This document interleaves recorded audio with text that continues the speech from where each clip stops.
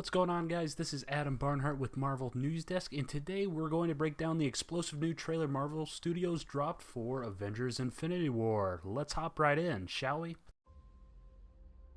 The trailer opens up with a shot much like we saw in Black Panther, as Eric's first piece of dialogue we hear in the trailer comes from Gamora, where she's explaining Thanos' motivations behind his wave of destruction across the cosmos. We then see a quick glimpse of the Sanctum Sanctorum, and if you look closely, you'll see the reflection of a fireball in the window of the Sanctum. The most popular theory on this is that it's the Hulk crashing into Earth. Gamora explains that if Thanos is able to get all of the Infinity Stones, he'll be able to destroy the universe with a snap of his fingers. This is a major callback to Jim Starlin's iconic Infinity Gauntlet run of the early 90s. In the comics, Thanos assembles the gauntlet, and to impress Lady Death, the Mad Titan snaps his fingers and erases the entire universe. Due to Marvel Studios' sneaky editing, this next bit looks like Gamora is speaking with Tony Stark, but if you pay enough attention, Gamora appears to be on a spaceship such as the Milano from Guardians of the Galaxy, while Tony looks like he's in Doctor Strange's Sanctum Sanctorum. He's more than likely directing his question towards Bruce, who probably just met Thanos in the Black Order on the Asgardian ship. As Gamora utters her father's name for the first time in this trailer, we get our first look at the Mad Titan in his full armored getup as he removes his helmet to inspect some damage he presumably created. It looks as if he only has the Power Stone here in this scene, so this very well could take place on Thor's ship as he's pursuing them for the Tesseract and the Space Stone. We then see Peter Parker springing into action as he's latched on the side of the bus pulling on his Spidey mask, and then he's swinging under a bridge, presumably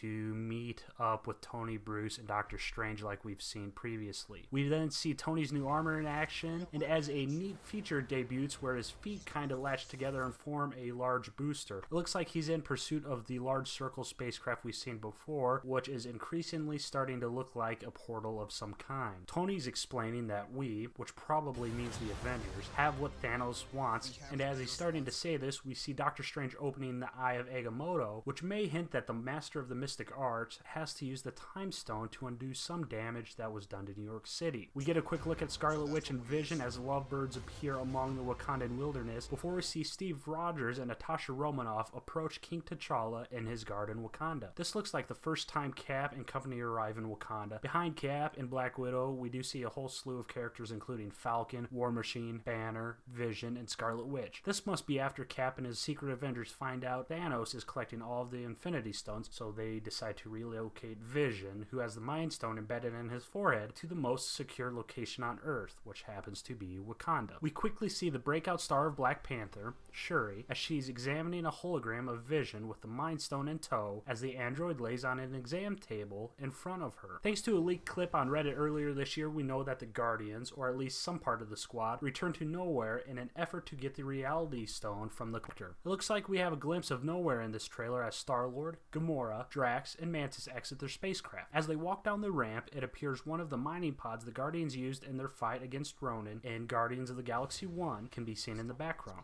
A laugh-out-loud moment comes as Quill and Drax are trying to hatch out a plan with Stark and Spider-Man, with Quill saying that Stark's plan sucks. The Russo brothers confirmed earlier that Titan, Thanos' homeworld, would appear in the movie, and by putting pieces together, it looks like this is where the conversation takes place. We get some more exterior shots of Wakanda and a new look at the upgraded Hulkbuster armor before we see Thor, Rocket, and Groot as the new Asgardian king attempts to forge his new weapon. Thanks to some of the toy production and marketing surrounding the film, we know this weapon will use the name Stormbreaker, which just so happens to be the weapon of Beta Ray Bill in the comic books. We get another shot of Titan, but this time the giant space donut can be seen crashing into the planet's surface, and then we get an apparent flashback of Thanos greeting a young green-skinned girl, which is more than likely Gamora. The deadliest woman in the universe, as she's known by in the comics, is one of the few remaining members of the Zenhubris, and we see the Mad Titan and his guard of Chitauri seemingly enslaving the race here before Thanos walks away with the young Gamora. Thor finds himself in trouble as we see Thanos' massive purple hand clutching the Asgardian's head. Again, a popular theory surrounding the internet here is that Thor is not screaming because he's in pain. Rather, Thor is screaming because Thanos Thanos is forcing him to watch Loki's death at the hand of the Black Order, who we see in the very next shot. Thanos then grabs the Tesseract and crushes it with his bare hands to free the Space Stone, and we see a rapid succession of shots from Wakanda. We see Bucky getting ready, Cap suiting up with his new shield, and T'Challa using his new kinetic-based suit Shuri made him as he and his fellow Wakandans prepare to battle Thanos' massive army of Outriders. Back on Titan, Doctor Strange and Star-Lord are using some killer combo moves as Star-Lord looks to be jumping on Strange's orange spell castings. We also see Strange using his orange lasso spell trying to keep down a large figure, presumably Thanos. It could be Cole Obsidian or a number of different characters. A quick shot of Scarlet Witch before we see the second major callback to comics as Ebony Maw, a member of Thanos' Black Order, can be seen torturing Doctor Strange. And Jonathan Hickman's iconic Infinity Run, which seems to be a major influence on this film, Ebony Maw uses his psionic-based powers to control Strange's mind to help out the Black Order and Thanos. We get another shot of Falcon flying over a Wakandan plane while shooting out Outriders right before the Hulkbuster armor is taken to the ground by a whole swarm of Outriders. As we know from toys and Lego sets, it's more than likely true that Bruce Banner is actually piloting the Hulkbuster instead of Tony Stark, the armor's original creator. If that's the case, look for the Gamma-infused genius to Hulk out at this moment to take out the swarm of Outriders. As Thanos continues being Thanos, we see a distressed Tony Stark with his bleeding edge armor shattered, and it cuts to Thanos leaping through the air, only to cut back to a Wakandan jungle for a fight between the Mad and Captain America. Now, if Cap's the big name to die in Infinity War, like a lot of people are speculating,